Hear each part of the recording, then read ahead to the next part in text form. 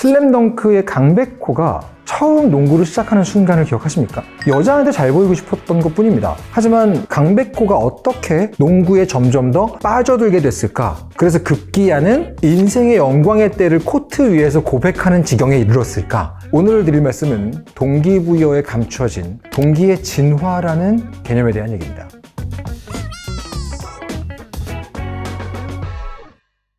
네, 안녕하세요. 스토리캠프에 오신 캠퍼 여러분, 캠장 이종보입니다. 사실은 제가 캠프를 되게 좋아해서 채널 이름을 스토리캠프로 하긴 했지만 그 중에서도 제일 좋아하는 게 사실은 불멍 시간이거든요.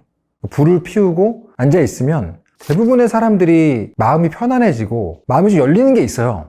그리고 아주 옛날 원시시대 때부터 중세 때도 그렇고 불 가운데 놓고 둘러 앉았다. 그건 뭔가 이야기를 듣는 시간이라는 역사와 전통이 있습니다. 옛날 판타지 작품을 떠올려 보시면 가끔 가다가 모험가가 마을 바깥에서 마을 안으로 들어오게 되면 그날은 언제나 모닥불이 설치됩니다. 왜냐면 마을 바깥에서 벌어지는 모든 일들, 이 세상에서 벌어지는 수많은 재미있는 일들을 그 여행자가 가져왔기 때문에 불가에 앉아서 이 세계의 얘기를 듣는 것이죠. 이렇게 불을 피워놓는다는 것은 내가 듣지 못했던, 내가 보지 못했던 세계의 얘기를 다 같이 모여서 듣고 그걸로 인해 나의 세계가 확장된다? 그런 느낌이 항상 전 옛날부터 있었던 것 같아요. 그래서 이 시간도 제가 가져온 얘기가 여러분들께 흥미로운 얘기가 될 수 있도록 불멍 타임처럼 만들어 보고 싶어요. 오늘 다룰 내용은 여자한테 잘 보이고 싶어서 농구를 시작했던 강백호가 어떻게 위대한 여정을 완성했는가, 즉 우리의 동기는 어떻게 진화하는가에 대한 얘기입니다. 옛날 만화들은 만화가 시작되면 보통 처음부터 주인공이 굉장히 뜨거웠어요. 갑자원에도 가야 되고요. 전국 재패도 해야 되고요. 인생의 사랑을 막 쟁취해야 되고 이런 게 있었어요. 그런데 최근에 한 15년, 20년 전부터 웹툰이나 웹소설을 만화를 보면 주인공이 굉장히 쿨하거나 시크하거나 무기력하거나 나른한 경우가 되게 많습니다. 지금 만화 소설을 보고 있는 대다수의 독자들부터가 뜨거운 열정을 가지고 살아가는 사람이 많이 없기 때문이에요. 그런 상황이기 때문에 어느 정도 공감대를 만들려면 주인공이 초반에는 좀 나른하고 무기력하고 이렇다 할 뜨거운 열정이나 목표가 없는 상태로 시작을 해야 되는 거죠. 근데 그런 주인공을 만들어 놓고 우리가 작가들이 아주 강력한 동기를 부여해줘야 되는 입장인 거예요. 그러다 보니까 작가님들이 가끔 이제 유튜브에서 동기부여 영상 같은 게 뜨면 되게 유심히 보세요. 거기에 있는 어떤 원리 원칙들을 잘 공부를 하면 우리 작가들도 우리의 캐릭터에게, 우리 주인공한테 동기를 부여해 줄 수 있지 않을까? 이런 생각을 해서 보시는 것 같은데, 근데 그 영상들을 쭉 보다 보면 어떤 느낌이 드냐면 요거는 자칫 잘못하면 반대로 사람을 굉장히 무기력하게 만들 수도 있겠구나, 그런 생각을 많이 했습니다.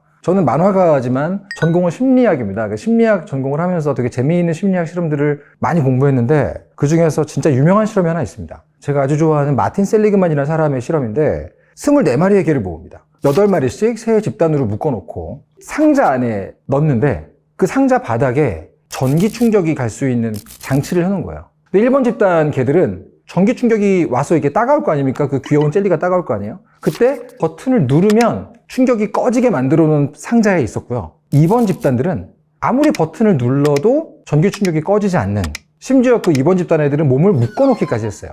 그러니까 굉장히 무력한 상태인 거죠. 3번 집단의 개들은 그냥 상자 안에 들어가만 있고 전기 충격도 없고 그냥 비교 집단으로 놓은 거예요.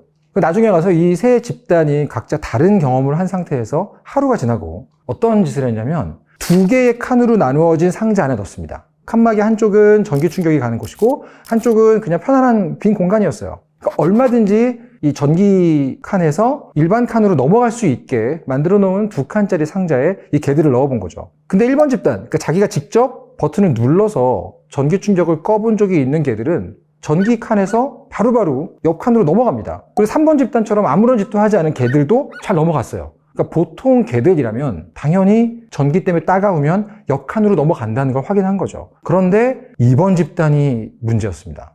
그 개들은 2번째 실험에서 어떤 고통이 와도 무기력하게 그 자리에서 고통을 감수하고 있었다는 실험이에요. 이 실험이 사실 심리학 관심 있는 분들은 누구나 아실 만한 그 유명한 학습된 무기력 실험입니다. 그러니까 이 실험이 얘기하는 건 간단해요. 우리가 무언가를 의도하거나 계획했을 때 우리의 의도대로 되지 않거나 내가 계획한 게 아무런 변화도 일으키지 못한다는 경험을 반복해서 하다 보면 무기력을 학습하게 된다. 즉 실패를 경험하거나 할수록 무기력은 점점 더 학습이 강화된다는 얘기입니다. 그런데 아까 전에 얘기했던 동기부여 영상이나 자기계발 영상을 보고 어떤 사람이 굉장히 마음이 뜨거워졌다고 생각을 해볼게요. 그때 사람들이 보통 뜨거워진 마음, 불붙은 장작 같은 이 동기를 가지고 1월 1일의 목표를 뭘로 세우나요? 다이어트, 금연. 굉장히 어려운 걸 세웁니다. 1월이 지나면 모든 사람들이 느끼잖아요. 나의 동기가 꺼졌구나. 다시 말하면 동기부여를 자칫 잘못 받으면 당연한 듯이 실패하게 되고, 실패의 경험은 아까 얘기했던 학습된 무기력 실험에서처럼 더더욱 무기력감을 키워주는 결과를 가져온다는 말이죠. 그런 의미에서 저는 캐릭터들의 동기를 늘 만들고 부여해줘야 되는 일을 하다 보니까 동기부여보다는 동기의 진화가 훨씬 더 중요한 개념이구나 라는 생각을 했습니다.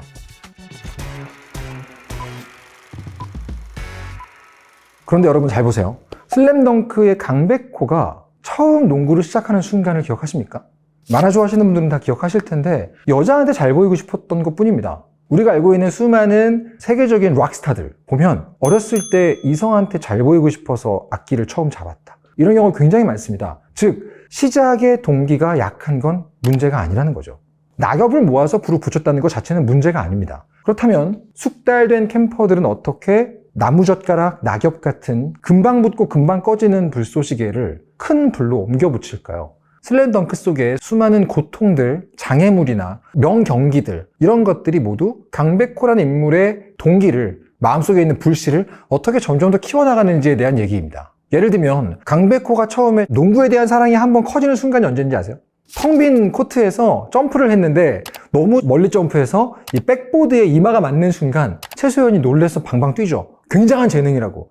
자 보세요. 강백호는 본인에게 그런 피지컬이나 그런 재능이 있다는 걸 모르고 있습니다. 하지만 나에게 그런 재능이 있어? 라는 것들. 왜 유명한 말 있잖아요. 나 좀 강할지도? 그러니까 이게 뭐냐면 자기는 모르고 있었던 자기의 가능성을 누군가가 알아봐 줄 때 동기부여가 된다는 거죠. 근데 그런 동기도 결국 시간이 가면 점점 더 약해집니다. 왜냐하면 매일마다 연습을 해야 되고요. 그걸 유지해 나가기 위해서는 근성이 필요하기 때문이죠. 하지만 주인공의 마음이 꺾일 때쯤에 또 하나의 이벤트가 발생합니다. 라이벌과의 대결이죠. 서태웅이 등장하죠. 그리고 그때쯤에 장애물이 등장합니다. 채치수라는 인물이 등장하죠. 조금 더 나아가면 상향이라는 고등학교와 싸울 때 처음으로 굉장한 덩크를 성공시키고 그때부터 뭔가 각성하기 시작해요. 더 나아가면 슛 2만 개를 연습하고 결국 이야기의 마지막까지 가면 처음에는 그냥 여자에게 잘 보이고 싶었던 강백호가 영감님의 인생의 영광의 때는 언제입니까? 라는 질문을 하는 데까지 가버리게 되죠. 이 과정에서 강백호의 동기가 점점 더 두꺼운 장작으로 옮겨갔을 때를 가만히 보시면 저는 그걸 뭐라고 부르냐면 마이크로 성취감이라고 불러요. 이렇게 금방 붙고 금방 꺼지는 일상 속의 동기와 평생을 매진하게 만드는 일생의 동기 사이에는 수없이 크고 작은 동기들이 있습니다. 작은 동기에서 거대한 동기로 이어지게 만드는 가장 중요한 연결고리, 그것은 마이크로 성취감입니다. 슬램덩크뿐 아니라 정말 많은 예시들이 있습니다. 음악을 좋아하시는 분들은 백이라는 만화를 아실 거예요. 백의 주인공 유키오는 아주 평범한 그냥 학생이에요. 하지만 그 백의 유키오가 기타와 노래와 음악에 빠져드는 과정을 보여주는 만화입니다. 주인공이 힘들고 어떤 근성과 마음이 꺾일 때쯤에 작가는 반드시 무대를 마련합니다. 그 무대에 유키오가 올라가면 유키오도 몰랐던 재능과 음악적인 실력들을 듣고 놀라고 반응해줄 관객이 항상 앞에 있기 때문이죠.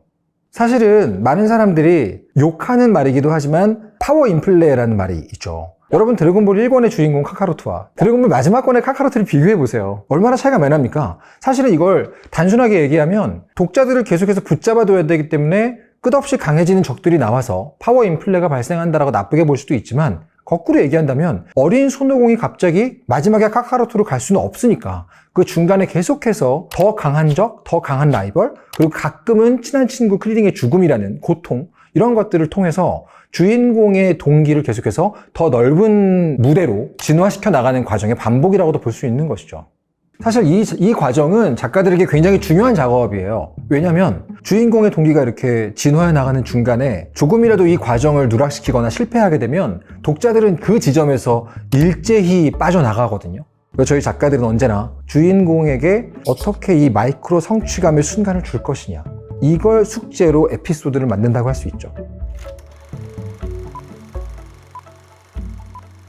우리 인생에서 거대한 성취감 같은 것들을 얻을 기회는 흔치 않지 않습니까? 하지만 최대한 잘게 소분해서 아주 작게 한입거리로 만들어 놓은 성취감을 우리가 일상 속에서 잘 챙겨 먹는다면 그때마다 조금씩 나의 장작이 두꺼운 곳으로 옮겨가게 되거든요.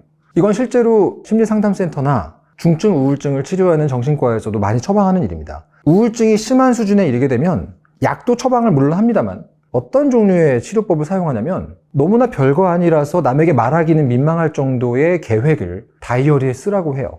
예를 들면 아침에 일어나면 창문을 연다 같은 거죠. 근데 이걸 반복하다 보면 점점 더 학습된 무기력에 반대되는 경험을 하게 됩니다. 내가 뭔가를 경험했는데 내 의도대로 성취했네? 내 손으로 다이어리의 목표를 지웠죠. 여러분이 좋아하시는 만화나 영화를 보시면 일상이 지루했던 어떤 주인공, 소년, 아저씨, 아줌마 이런 분들이 갑자기 비일상으로 넘어가서 뭔가 대단한 일을 수행하면서 삶을 바꿔나가는 그런 이야기 속에서 항상 이런 원칙들을 보실 수가 있을 거예요. 여러분들도 보시면서 뭔가 좀 달라진 내 모습을 원한다면 자기계발 영상이나 대중 강연에서 보이는 굉장히 멋진 사람들을 보시면서 나의 목표는 저 모습이야 라고 정하시는 건 좋아요. 그게 바로 토치로 불을 붙이는 행동이니까. 하지만 지금 불붙은 당신들의 마음속에 있는 것은 사실은 장작이 아니라 나무젓가락이라는 사실을 인정하셔야 돼요. 그것은 3일 뒤에 꺼집니다. 그 전에 어떤 마이크로 성취감을 본인에게 선사할 것인가, 그걸 통해서 어떻게 조금 더 두꺼운 장작으로 여러분들의 동기를 옮겨 붙일 것인가, 이것에 관심을 가지시는 게 조금 더 달라진 내 모습을 만들 수 있는 방법이 아닐까. 저는 이런 것들을 모두 다 이야기에서 배웠습니다.